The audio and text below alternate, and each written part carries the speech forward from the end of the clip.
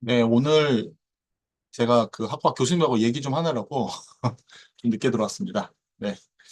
어, 오늘은 지금 저희가 거의 6번, 7번 하는 것 같아요. 그래서 지난 시간에 이어서 이제 구조역학 6번째인데 오늘 7번째일 거예요. 지금 5번째의 그 구조 그 단면에 대한 성질을 2번 나눠서 했기 때문에 오늘 일단은 그 부재 설계에서 단면 성능을 좀 확장한다는 개념으로 이해하시면 좋을 것 같습니다. 그래서 저희가 단면의 기하학적 성질을 가지고 설명했었던 거는 단면 2차 모멘트를 설명을 했었어요. 단면 2차 모멘트를 가지고 단면의 해까지 한번 연장시켜서 하고 단면 2차 반경이라든지 단면 계수라든지 네, 이런 것들도 한번 같이 이야기해 보도록 하겠습니다. 자, 그럼 다음 페이지 보시면요. 네. 자, 우리가 자, 저희가 지금 앞에서 힘과 반력을 이제 시작을 해서 이 그림을 외웠죠. 이 그림을 외웠습니다. 요 네 타입이었죠. 단순보의 보의 타입은 단순보, 그 다음에 캔틸레버 이 두 개의 캔틸레버 보해가 되고요. 그 다음에 여기에 하중은 등분포 하중과 등분포 하중 W, 그 다음에 집중 하중, 그래서 이거는 P죠. 네, 이렇게 두 개가 해서 네 가지 타입의 그림을 저희가 이제 외워야 된다고 말씀드렸어요. 그래서 예를 들어 그 가장 대표적인 게 단순모의 등분파 중이거든요. 그래서 반력은 이 길이가 이제 L이면은 이 전체의 1m의 W라는 힘이 작용하니까 L이라는 길이에는 WL이라는 하중이 양쪽에 반반씩 작용하고 이로 인한 전단력도는 이렇게 반력이 올라간 다음에 이 힘에 의해서 1m마다 W씩 떨어지는 걸로 이렇게 직선으로 떨어진다고 그랬죠. 이런 식의 그림을 그리고 그 다음에 예, 등분포 하중의 경우도 힘 모멘트도 이 곡선형을 우리가 예, 이 저희 곡선 타입을 이렇게 진행이 되고 2차 함수로 되고 이 최대값이 8분의 WL의 제곱으로 표현됩니다. 그러니까 변형은 저희가 외워야 됩니다. 이거는 저희가 풀 수 없기 때문에 왜냐하면 유도 시간이 너무 오래 걸려서 보통 외웁니다. 그래서 요때 384 2R분의 5의 WL의 4승 이런 식으로 해서 요 네 개의 그림을 세트로 외우시고 그다음에 여기까지가 첫 번째 파란색에 나와 있던 힘과 반력 힘과 반력, 그다음에 단면력의 산정이었어요. 그래서 여기가 단면력을 산정하기 위해서는 먼저 이 말 그대로 단면을 잘라야지 나오는 힘이에요. 그래서 특정 위치를 잘라요. 잘라가지고 힘을 계산을 평행 방정식을 이용해서 계산하시면은 전단력도 계산되고 그다음에 힘 모멘트도 전단력, 힘 모멘트가 계산이 되거든요. 이걸 길이의 위치별로 다 한 거고 우리는 그 중에서 가장 큰 경우에 대해서 어, 안전하면 전체가 안전하다고 볼 수 있기 때문에 큰 값에 대해서 찾기 위해서 저희가 단면력 도라고 하는 그림을 사용을 합니다. 그렇게 최대값이 결정이 되고 나면은 여기 요 아래 거를 단면을 이렇게 편의상 잘랐을 때 이렇게 단면으로 볼 수가 있고요. 이 단면의 크기가 밑에 보가 폭이 B고 높이가 H라고 한다면은 얘의 면적은 당연히 BH가 되겠죠. 밑변의 높이를 곱할 테니까. 그 다음에 단면의 기하학적 성질에서 많이 사용되는 게 단면의 2차 모멘트입니다.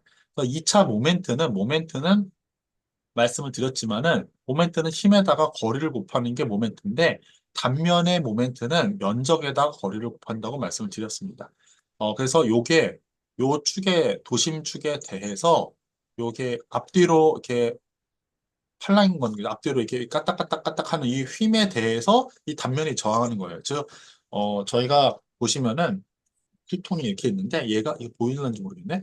이렇게 있는 거가 앞뒤로 이렇게 움직이는 거. 이게 회전하는 거잖아요. 요게 회전하려면 이렇게 회전하려면 요 축에 대해서 회전하는 거예요. 그래서 이게 X축이 되는 거예요. 그래서 IX는 요렇게 앞뒤로 회전하는 축에 대한 성질을 계산하는 그 모멘트라든지 뭐 이런 단변 성능 계산할 때 쓰는 거고 Y축은 이렇게 세로 되어 있잖아요. Y축 이렇게 되는 Y축은 요 축을 기준으로 까딱까딱 좌우로 이렇게 왔다 갔다 하는 거예요. 요런 식의 움직임을 계산하는 뭐 쉼 모멘트라든지 응력을 계산할 때는 Y축에 대한 단면 2차 모멘트를 계산하셔야 되는 겁니다. 그래서 일반적으로 저희가 중력 방향에서는 X방향으로 구부러지기 때문에 요쪽에 대해서 그냥 습관적으로 요거를 X축으로 해서 많이 사용을 합니다. 그래서 이때 사용하는 단면 2차 모멘트의 크기는 12분의 BH 3승이에요. 요거는 당연히 외워야죠. 그 다음에 휨 응력의 경우에는 도심에서부터 멀어지면 멀어질수록 더 많은 힘을 받습니다. 그래서 이 휨 응력의 크기는 이 밑에 있는 I분의 MY로 표현되고 이 Y는 도심에서 떨어진 거리를 Y라고 얘기를 합니다. 자, 그 다음에 전단 응력의 경우에는 전단력이 일단 사용이 되고요. Q라고 하는 거, 그 다음에 I라고 하는 거, 그 다음에 B라고 하는 거는 다 단면의 성질입니다. 또 다시 보면은 여기에 면적, 단, 단면력, 단면의 성질, 단면의 성질, 기하적 성질 이렇게 표현이 됩니다. 그래서 타우의 경우에 전단 응력은 양 끝단에서의 끝단에서 값은 0이 나와요. 왜 그러냐 하면은 요 Q라고 하는 거가 단면 1차 모멘트인데 1차 모멘트의 정의는 면적에다 거리거든요. 끝에서의 위치는 끝에서의 요 특정에서는 면적이 나올 수가 없잖아요. 폭은 B지만 한 선이기 때문에 면적이 제로가 되거든요. 떨어진 거리는 제일 멀지만은 거리가 0, 면적이 0이기 때문에 거리가 높이의 반이 되다 하더라도 단면의 1차 모멘트는 0이 될 수밖에 없어요. 그래서 양 끝단에서는 단면 1차 모멘트는 제로가 됩니다. 그래서 이 관계 때문에 포물선의 형상을 가져요.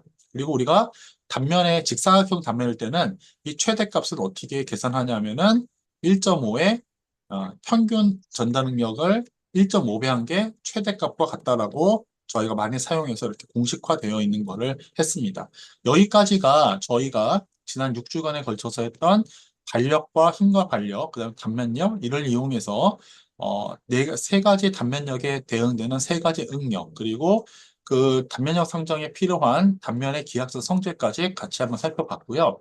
오늘은 이 내용을 바탕으로 해서 조금 더 응력에 대한 다양한 케이스를 한번 살펴보도록 하겠습니다. 그 다음에 나오는 게 이제 단면의 핵이라는 게 나오고요. 지금 뭐, 요 위에, 슬라이드 위에 나오는 연차별 이렇게 문제를 보면요. 거의 매 회차에 자주 나오는 문제라고 볼 수가 있습니다. 단면의 핵은 기초 설계할 때 상당히 중요한 의미를 갖기 때문에 문제로 많이 나오게 됩니다. 어떻게 한번 살펴볼게요. 자, 여기 보시면은요. 단면의 핵의 개념을 이해하기 앞서서 먼저 그 힘의 충력이 위치하는 어디 작용하는지에 따라 어떠한 힘이 발생하는지를 한번 생각해 볼 필요가 있습니다. 자, 예를 들어 이런 거죠. 저희가 생수통을 이렇게 들고 있어요. 저기 옛날 정식의 큰 생수통 있잖아요. 그거를 딱 들었을 때 어떻게 보면 제 몸 쪽에 가까이 붙이겠죠. 왜냐? 이게 무거우니까. 근데 만약에 이거를 생수통을 딱 들고서 앞으로 이게 나란히 를 하게 되면 어떻게 돼요? 여러분 팔이 이렇게 밑으로 떨어지려고 그러죠. 이거 왜 떨어지려고 하냐면은 내 몸의 중심에서부터 생수통의 무게 중심까지 힘이 존재하고 내 몸의 중심에서 생수통에 작용하는 무게까지의 거리가 존재하잖아요. 힘하고 거리가 존재하면 뭐가 발생하죠? 네, 모멘트가 발생하기 때문에. 그래서 같은 힘이라도 어디에 위치하냐에 따라서 거리가 발생할 수도 있고 거리가 발생 안 할 수도 있다는 얘기를 하는 거예요. 만약 거리가 발생을 한다고 하면은 뭐가 발생한다? 모멘트가 발생한다는 그러한 의미를 갖습니다. 자, 그래서 요 첫 번째 그림이 바로 그거를 설명하고 있는 그림입니다. 자, 만약에 처음에 그냥 이렇게 정중앙에 P라고 하는 그러니까 충력이 작용하면 어떻게 될까요? 그냥 이 단면에는 골고루 이 P를 면적으로 나눈 것만큼 이렇게 골고루 축응력이 발생할 거예요. 축응력. 어떻게? P를 면적으로 나눈, 네, 축응력 시그마 A가 똑바로 이제 저항하고 있을 거예요. 그런데 지금 여기처럼 P가 여기 존재하지 않고 거리를 2라고 하는 만큼의 거리를 갖게 됐을 때, 이 어떻게 되냐면, P는 그냥 똑같이 누름과 동시에 추가적으로 모멘트가 발생을 하는 거예요. 얼만큼? 힘의 거리만큼. 그래서 P 곱하기 2만큼의 모멘트가 추가로 발생을 합니다. 여기서 말하는 추가예요. 그래서 이거를 한번 다시 생각해 보시면 이거랑 똑같다는 거예요. 이거의 효과는 마치 충격이 모멘트를 전혀 발생시키는 센터에 놓여 있는 충격이 있고 추가로 모멘트가 얹어지는 형상을 갖는다는 겁니다. 여기 이제 거리 효과가 되는 거예요. 그래서 지금 이 그림 두 개는 서로 같은 그림이에요. P가 편심거리 이만큼 갖고 있을 때의 하중 효과는 P가 중앙에 작용하는 거 플러스 휨 모멘트가 작용하는 거. 요거 두 가지가 같이 섞여 있는 거가 요거로 보시면 됩니다. 여기서부터 출발을 해요. 자, 그러면은 여러분들 우리가 앞에서 응력을 세 가지를 배웠습니다. 응력의 종류는 추궁력이 있었고요. 그 다음에 휘목력이 있었고요. 그 다음에 전단응력 타워가 있었어요. 한번 그림을 한번 살펴보시면요. 부재가 이렇게 돼 있었는데 추궁력은 이렇게 작용하는 게 추궁력이잖아요. 그래서 충력에 대해서 P라는 충력에 대해서 이 면에 직각으로 작용하는 힘이에요. 직각으로. 그래서 이 크기가 시그마 A가 되는 거죠. 자, 요번에 모멘트를 생각해 볼까요? 모멘트는 단면 입장에서 보면요. 단면 입장에서 보게 되면은 요렇게 하자. 이쪽은 잡아당기고 있고요. 이쪽은 누르고 있어요. 마치 충력이 한쪽은 위쪽은 나오고 있고 아래쪽은 들어가 있는 그러한 형상을 갖고 있는 겁니다. 즉, 휨 응력도 충력이 한 방향이 아니라 두 방향이 섞여 있다라고 보면 돼요. 그러니까 추궁력의 경우에는 시그마 A는 그냥 전체 높이하고 상관없이 다 똑같은 응력이 작용을 하죠. 그런데 휨 모멘트의 경우에는 응력의 크기가 서로 다른데 단면에 대해서는 수직에 작용한다는 건 동일한 성격입니다. 그 다음 나중에 전단 능력의 경우에는요. 잠시만요. 슬라이드가 넘어갔어요. 아이고, 아이고, 뭘까요? 네. 네. 전단 능력의 경우에는 어떻게 그림이 그려지냐면요. 이렇게 단면에 이렇게 이쪽 방향으로 면에 따라서 흐르는 힘이에요. 그래서 지금 이렇게 면에 직각으로 작용하는 충력과 휨 모멘트에 의해서는 전단 응력이 발생하지 않아요. 이 두 가지 응력이 섞여서 나오게 됩니다. 그래서 요 그 기초에서는 만약에 충력이 중심에 작용하면은 추응력만 발생하는데 만약에 중심에서 벗어나게 되면 모멘트에 의해서 휘 응력이 같이 생기게 되는 거예요. 그래서 지금 여기 보시는 것 같이 가운데 충력에 의해서 시그마 A는 A분의 P.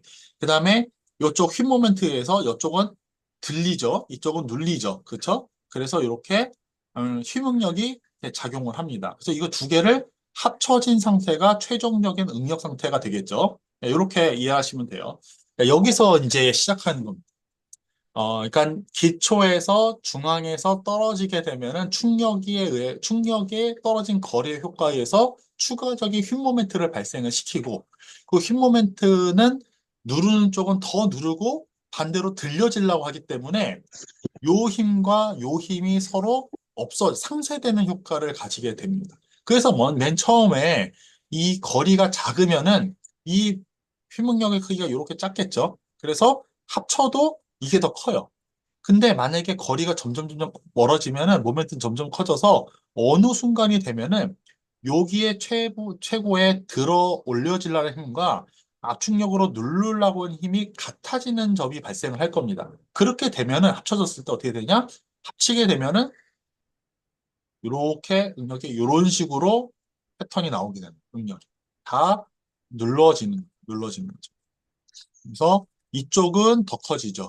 더 많이 누르고 이쪽은 눌렀는데 들리는 힘과 같으니까 여기가 어떻게 돼요? 0이 되는 거예요. 만약에 더 모멘트가 커지게 되면은 이쪽이 더 가파르게 커지겠죠. 이렇게 더 커지겠죠. 그러면은 여기서는 이제 들려지는 힘이 나타나기 시작을 합니다. 그래서 이 거리가 어느 점을 통과를 하고 통과를 안 하냐에 따라서 여기 0점을 기준으로 해서 전체 단면에 압축력만 존재하느냐, 끝단에서 인장력이 발생하느냐, 이러한 게 나옵니다. 그래서 우리가 그 경계선을 우리가 뭐라 부르냐면 이거를 단면의 핵이라고 부르고요. 계산은 하면은 좀 계산량이 나오기 때문에 그냥 말씀드리면은 직사각형 단면에서는 이게 다이아몬드 형태가 나옵니다. 마른 목골이 나와요. 그러니까 여기서 여기까지가 B라고 하게 되잖아요. B면은 여기는 6분의 B, 여기도 6분의 B만큼의 폭을 갖고 그다음에 이쪽이 H면은 이 H에 6분의 H, 6분의 H 그래서 전체 폭은 3분의 H 전체 폭은 3분의 B에 의해서 삼겨지는 이 다이아몬드 안에 충격이 존재를 하면은 이 단면에서는 기초에서는 절대로 인장력, 들리는 힘이 발생하지가 않게 됩니다. 왜 그러냐? 우리가 일반적으로 기초는 들리면은 건물이 넘어간다는 얘기가 되거든요. 그래서 인장력이 발생하지 않아야 돼요. 일반적인 건물에서는. 그래서 단면의 핵은 건물의 기초 단면에 인장력이 발생하지 않는 충격의 위치를 단면의 핵이라고 말합니다. 이해되시죠? 같은 얘기를 계속 하고 있는 겁니다. 음. 이 뭔 소리냐? 응력이 제로라고 하는 거예요. 그렇게 보시고 문제를 한번 같이 풀어보도록 하겠습니다. 이 단면의 핵이 상당히 많이 나오고 있는 개념이고 우리가 지난 시간에 배웠던 추궁력과 휘목력의 조합으로 표현되는 거기 때문에 여기서 같이 한번 얘기를 나눌 수 있는 부분이 한번 문제를 통해서 확인할게요. 자, 이 문제를 한번 보시면요. 문제를 보시면은 그렇습니다. 여기 보시면은 이제 정사각형의 기초래요. 그러면 여기가 1.8m면은 기초가 이렇게 생겼다는 얘기죠. 여기가 1.8m, 여기도 1.8m라는 소리예요. 1.8m. 자, 이렇게 돼 있는데, 충격이 작용한대요. 충격이 작용하는데, 충격이 이렇게 작용을 해요. 작용해요. 센터에 작용한다면. 그런데 지금 여기 돼 있냐면은, 인자응력이 발생하지 않는이라고 돼 있어요. 이 얘기는 다시 말해서 뭐라고? 이게 단면의 핵이에요. 단면의 핵 안에 존재하면 인장력이 발생하지 않아요. 그러면서 또 최대라는 거는 그 경계선에 있다는 소리거든요. 그래서 이게 요렇게 그림을 다이아몬드 안에 존재하면 돼요. 그럼 우리가 정사각형이니까는 아까 그랬죠. 요 폭이 얼마냐면은 여기에 이 요거의 6분의 1, 6분의 1이에요. 그러면 전체는 여기 얼마냐? 3분의 1이죠. 그래서 여기서부터 여기까지 폭이 얼마? 1.8m를 3으로 나눈 0.6m입니다. 전체 폭이. 그러면 반폭은 얼마냐면 0.3m가 되는 거예요. 이게 단면의 핵입니다. 그래서 보시면 답은 여기 3cm인 여기 3번이 됩니다. 이렇게 저희가 단면의 핵의 문제를 풀거든요. 그럼 이제 어떤 친구들은 이제 보면은 그런 얘기를 할 수 있죠. 그러면 인장력이 작용하는 거는 충격의 크기랑은 상관이 없고 오직 거리에만 지배되는 건가요? 예, 맞습니다. 단면의 핵에 인장력이 발생하지 않는 최대 편심거리 계산은 네, 거리의 문제지 힘에 대한 문제가 아니에요. 왜 그러냐 하면은요. 앞에서 한번 간단하게 여기 문제를 한번 살펴볼게요. 여기 공간이 있으니까. 자, 이렇게 생겼잖아요. 여기를 B라고 이렇게 문제를 다시 한번 보면은 여기를 편의상 그냥 B라고 원래대로 B라고 하고 이 높이를 H라고 할게요. 그 다음에 이 편심이 여기 눌려서 이게 단면이 이렇게 돌아간다고 한번 생각해 볼게요. 그럼 어떤 일이 발생하냐 하면요. 이런 일이 발생합니다. 만약에 여기 P가 여기에 위치한다. 그러면은, 이거는 어떤 일이 발생하냐면 두 개가 존재를. 하나는 이렇게 똑같은 단면에 충력이 이렇게 그대로 누르고 있는 충력이 누르고 있어. 동일하게 이 면적을 BH가 면적이잖아요. 이 밑에 폭이 B고 높이가 H라고 하면 BH가 바로 면적이 되는 거고. 그래서 여기 응력의 크기는 시그마 A는 우리가 A분의 P라고 얘기를 했고, P를 모르나요? B 곱하기 H로 나누는 요게 충력이 되는 겁니다. 자, 두 번째. 자, 여기서부터 거리가 있잖아요. 이 거리 효과 때문에 모멘트가 발생된 거리. 그럼 여기에 모멘트가 이런 식으로 발생을 해요. 모멘트의 크기는 얼마냐? 힘의 거리를 곱한 것만큼 모멘트가 추가가 생깁니다. 그 모멘트가 발생을 하면은 자, 문제가 이제 어떻게 되냐? 우리가 휘목력을 계속 그림을 그릴 수 있어요. 휘목력. 요렇게 생기고 이렇게 생겼는데 여기가 이렇게 모멘트가 이렇게 돌아가는 거예요. 모멘트 크기는 m이고 이때 모멘트 p에다가 2를 곱한 게 모멘트 크기였어요. 자, 그러면 얘가 어떻게 되느냐? 여기는 어떻게 돼요? 여기는 눌리죠. 여기는 눌리고 여기는 이렇게 눌러지고 여기 어때요? 들려지는 이러한 응력 상태가 됩니다. 요게 휘목력의 경우는 센터를 중심으로 해서 끝에서 멀어질수록 더 응력이 커진다고 그랬잖아요. 그리고 요때 크기가 B가 얼마냐? I분의 M 뭐였어요? Y였죠. Y. 예. I분의 MY입니다. 그리고 Y는 여기서부터 그러니까 제일 큰 거잖아요. 제일 먼 거, y는 2분의 h일 때 제일 크게 돼요. 그래서 여기 보면은 들려지는 크기, 여기 어차피 똑같으니까 i분의 my. 자, 올라가는 인장력, 그 다음에 누르라고는 압축력이 합쳐서 제로가 돼야 되잖아요. 그 얘기는 얘랑 서로 같아야 되는 거예요. 시그마 A랑 들어 올라가는 시그마 B가 같아야지 그때의 그 인장력이 제로가 된다는 소리고, 이제 나머지를 다 여기다 입력하면 됩니다. 모멘트는 뭐였어요? P 곱하기 편심 2였어요. 그 다음에 I는 뭐였죠? 12분의 B의 H의 3승이었어요. 네, Y는 뭐냐? 여기서부터 제일 멀리 떨어진 거는 전체 H의 반이니까 2분의 H였습니다. 그럼 요게 H 하나 없어지고 여기 6 없어지죠. 그러면 이 계산하면 얼마냐? 이게 올라가니까 시그마 B는 얼마냐? 6P2분의 B의 H가 돼요. 이 두 개가 서로 같아야 됩니다. 그래서 P는 없어지죠. 없어지죠. H 없어지죠. 그래서 여기 삼성이니까 두 개 남네요. 높이가 이쪽은 두 개 남네요. 두 개. 그럼 B 없어지죠. 없어지고 H 하나 없어지고 여기 하나 남죠. 그러면은 지금 뭐가 같냐? 얘가 두 개가 같으려면은 E는 얼마냐? E는 6분의 H가 되는 거예요. 6분의 H. 그러니까 여기서부터 여기까지 다이아몬드까지의 거리가 6분의 H가 이렇게 되는 거예요. 이렇게. 여기 6분의 H, 이쪽도 6분의 H겠죠.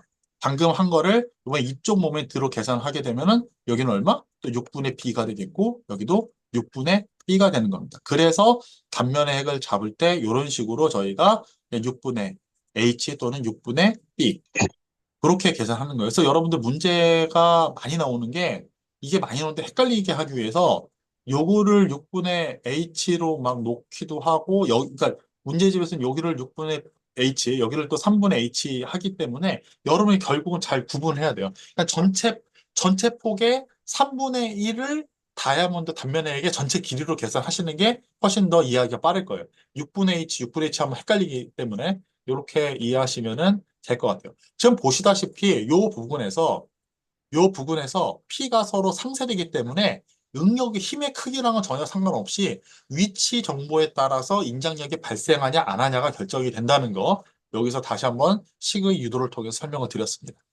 자, 그 다음에 요거 이제 같은 문제니까 한번 볼게요. 음, 자,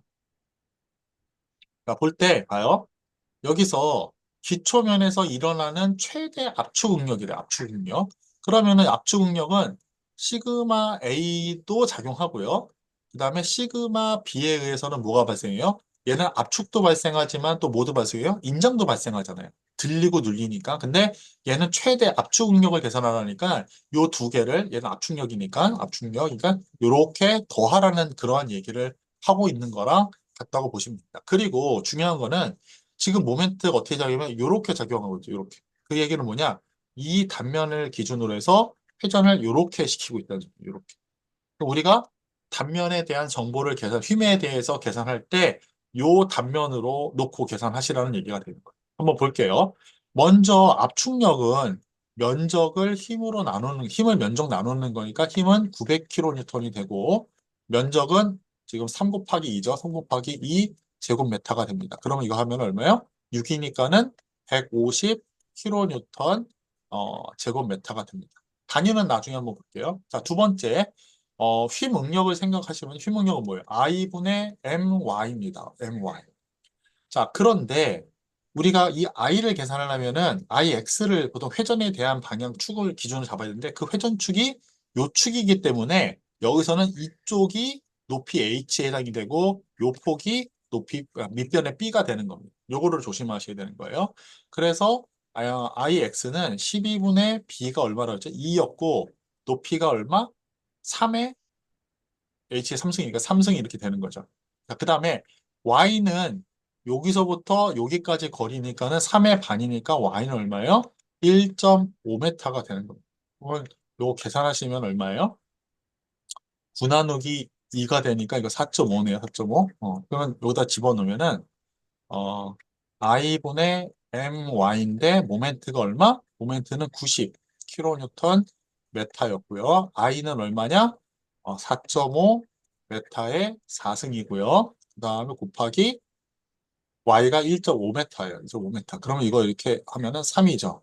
요거 하면 얼마죠? 30이죠. 그러면 합치면은 180kN per 제곱미터가 답이 됩니다. 그래서 답은 뭐 숫자 봤을 때 2번이고요. 단위 환산을 좀 하면은 우리가 1메가파스칼은 얼마냐 하면요. 1 뉴턴 per 제곱밀입니다. 그러면 이제 계산을 해보면은 자, 180 곱하기 킬로니까는 1000뉴턴이죠. 1000뉴턴. 뉴턴이고 자, 이건 1m는 몇 밀리죠? 1000밀리죠. 1000밀리 곱하기 1000밀리예요. 그러면은 여기 1000 지워지죠? 남은 게 얼마예요? 1000분의 180 뉴턴 퍼 제곱밀이에요. 그래서 이게 메가파스칼로 바뀌고 요게 얼마? 0.18이 되네요. 그래서 0.18 메가파스칼이 되는 겁니다.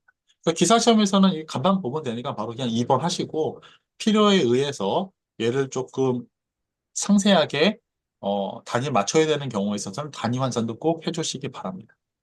이 문제는 이런 식으로 풀 수가 있고요. 자, 그 다음에 이제 요게 이제 우리가 풀 수 있는 문제인데, 자, 한번 요거 보세요.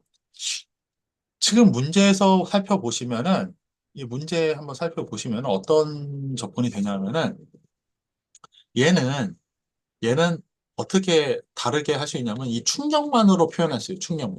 충력에다가 모멘트가 작용하고 있다는 소리는 어떻게 바꿀 수 있냐면, 충력에다가 뭐예요? 충력의 거리를 곱해서 나온 모멘트가 같다는 이런 식으로 표현할 수 있는 거예요. 그래서 충력만으로 표현할 때는 거리를 가지고 하면 되겠죠. 그러면 모멘트는 120은 충력이 400이니까 400kN이잖아요.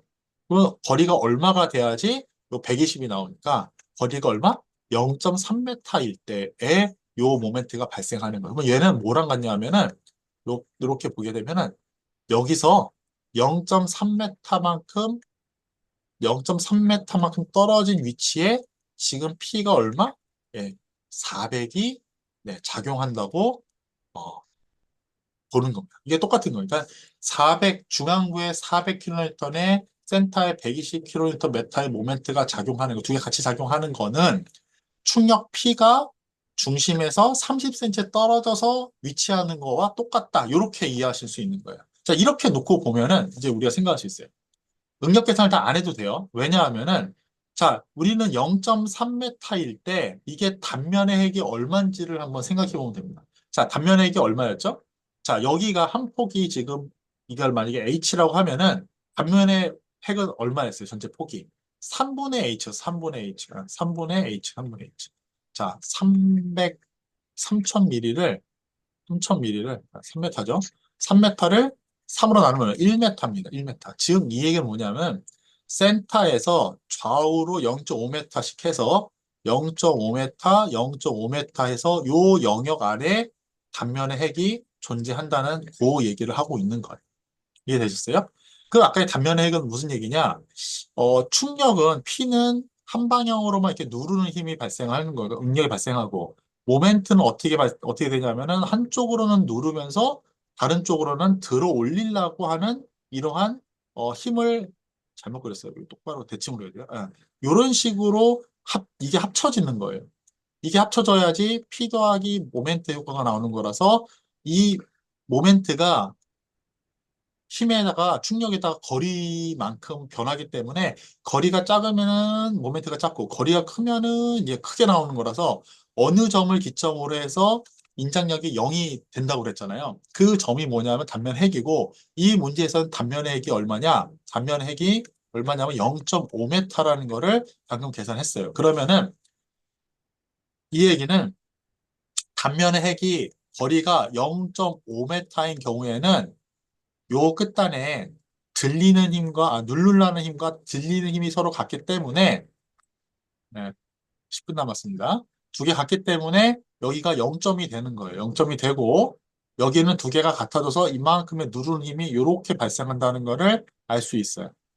만약에 편심이 이 0.5보다 훨씬 더 크다. 0.5보다 훨씬 큰 0.8이다. 그럼 어떤 값이 되냐면요. 이때부터는 이 들리는 힘이 더 커지는 거죠. 커지기 때문에 여기서 나타나요.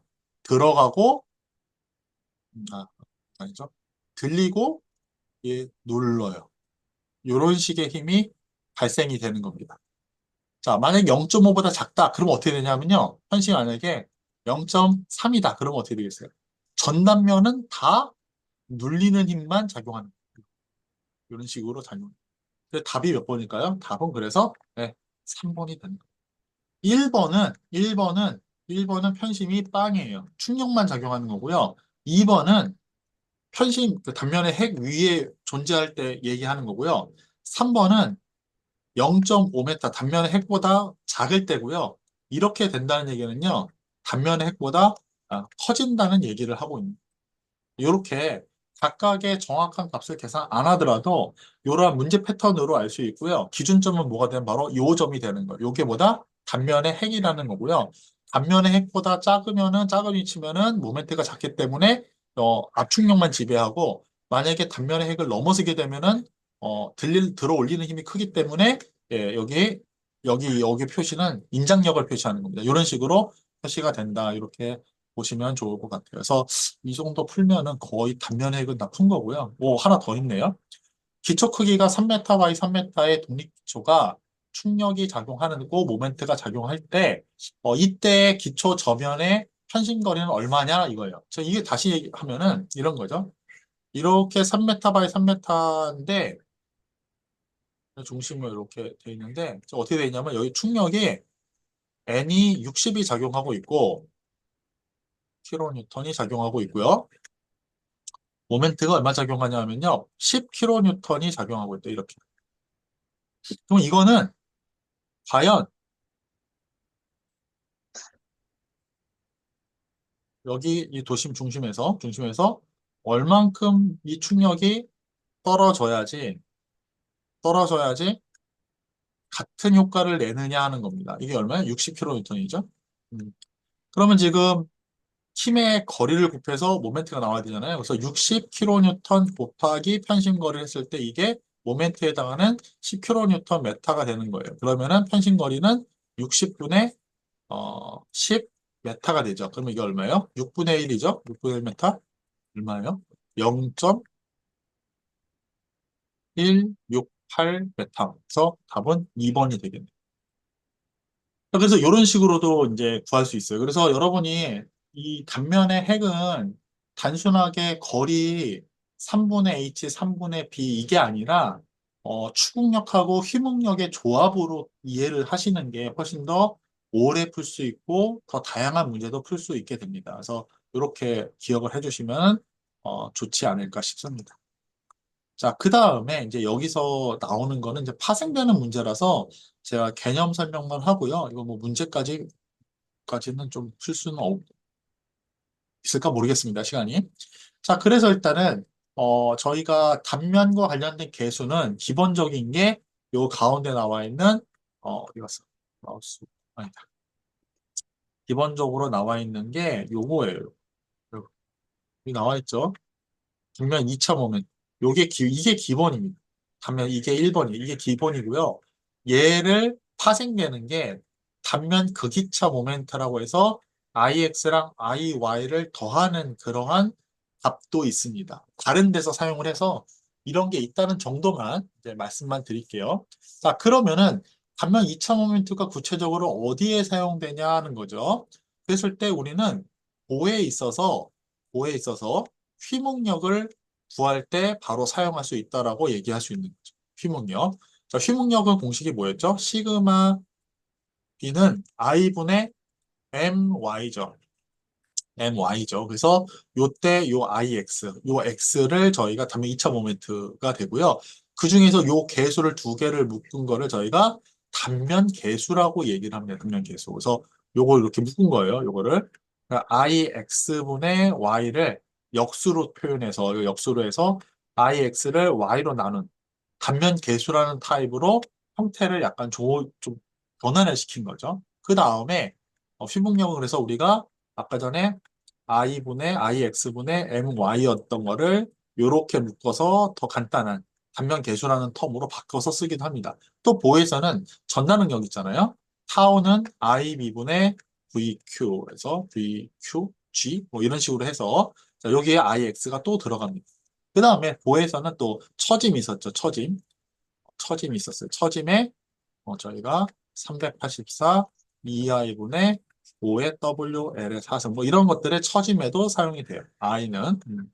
그 다음에 이건 보에서고 이제 기둥에로 넘어가면은 기둥은 우리가 상세하게 배우진 않았어요. 상세하게 배우진 않았습니다. 기둥은요. 뭐 그럼에도 불구하고 이제 문제는 나오니까 한번 볼게요. 저희가 철골에서는 잠깐 얘기를 했는데 기둥에 있어서 저희가 그 RX라고 하는 단면 2차 반경이라는 용어가 나옵니다. 이건 나오고 이거는 이제 어디에 사용되냐면 세장비를 구하는 데 사용이 돼요. 세장비. 세장비는 뭐냐면요. 세자가 한문인데 가늘 세자예요. 가늘 세자. 가늘다라는 뜻이고요. 장은 뭐 알다시피 길장이에요. 길다라는 뜻이에요. 뭐 비는 비율이니까. 그래서 가늘고 긴 비율이에요. 왜 그러냐면 예전에 여러분들 그 철골 모형을 만들었을 때 보면 알겠지만은 그때 모형 만들기 전에 그 몰라 시스템이라는 그 자석하고 용출된 걸로 한번 해봤잖아요. 길이가 긴데 누르면 어떻게 돼요? 옆으로 확 휘어지는 현상이 발생하잖아요. 그걸 좌굴이라고 하는데 이 좌굴은 단면이 가늘고 긴 거에 많은 영향을 받는 그런 계수거든요. 그래서 그거를 표현하기 위해서 세장비라는 개념을 도입을 하는데 그 세 장비를 저희가 보통 이거를 람다라고 읽어요. 그리스 문자 람다라고 읽는데 람다는 RX분의 이 L은 길이를 얘기해요. 기둥의 길이. 그래서 RX는 단면에 관한 성질이고 L은 길이에 대한 성질입니다. 이 두 개를 조합해서 저희가 세장비라는 용어를 사용을 합니다. 그래서 건축 설계에서도 건물의 세장비 하면은 밑변하고 높이의 비율을 저희가 세장비라고 하듯이 이 기둥에서 구조에서 세장비는 조금 그거랑은 정확히 같지는 않지만은 단면에 대한 성질과 길이에 대한 성질의 비율로 이해하시면 좋습니다. 그러니까 이 단면의 세장비를 계산할 때 RX분의 람다를 계산할 때 RX분의 L이라고 하는 요 식을 쓰고 이때 RX는 단면 2차 모멘트를 단면적으로 나눠서 루트를 씌운 값을 단면 2차 반경이라고 저희가 얘기를 합니다. 그럼 이 단면 2차 반경 어디 쓰이냐 하면은 바로 여기 밑에 나오는 오일러 좌굴 하중에 사용이 됩니다. 그래서 이 계속 충격을 누르는데 어느 순간 옆으로 확 휘어지는 그 최대값을 계산하는 게 바로 여기에 나오는 오일러 좌굴 하중이고요. 그때 식이 KL의 제곱분의 파이 제곱 2i라고 합니다. 2는 탄성계수고요. 파이는 여러분 3.14 그거예요. 3.14. 그러면 이제 보시면은 I, 단면 2차, 여기 I 쓰잖아요. 그럼 여기 또 KL. 그 요거를 쓰던 거를 조금 더 식을 간단하게 해서 이게 람다라는 표현을 써버리는 거죠. 람다. 람다는 세장비, 람다 안에 단면 2차 반경이 있는 거예요. 그래서 원식은 이건데 얘를 조금 더 수월하게 표현하고자 식을 바꿔보는 거예요. 자, 이게 보시면은 1분 남았어요. 이건 힘이에요. 면적을 나누면 뭐가 되죠? 응력이 돼요. 이게 응력이죠. 여기 나눠봐요. 그러면 A분의 IX라는 항이 나오잖아요. A분의 IX. 나 요거를 요 KL의 제곱 안으로 넣고 싶은 거예요. 그러면 어떻게 돼요? 요거의 루트의 제곱으로 바꿔서 같은 식으로 이렇게 써버리겠다는 거죠. 뭐 이런 개념으로 들어가는 겁니다. 자, 이제 1분 이내가 남아가지고 이제 클로징을 하겠습니다. 자, 우리가 단면과 관련된 계수는 뭐 이 정도 하고 단면 계수는 뭐 집어넣으면 돼요. 그래서 좌굴은 철골에서 잠깐 제가 다음 시간에 하면 되니까 오늘은 이 정도로 하면 될 것 같고요. 다음 시간도 제가 일정을 좀 봐야 되는데 다음에는 수요일 날 1시에 하시면은 될 것 같아요. 하여튼 더운 여름에 7주 동안 여러분 고생하셨고요. 이제 남은 주차나 2주차 남았으니까 바짝 하고 개강하고도 이 공부하는 흐름을 끊이지 않고 계속 연속해서 주중에 한 번 정도는 210여 모아놓고 공부를 하도록 하겠습니다. 하여튼 오늘도 수고하셨어요. 더운 여름 잘 보내시기 바랍니다. 나가셔도 돼요.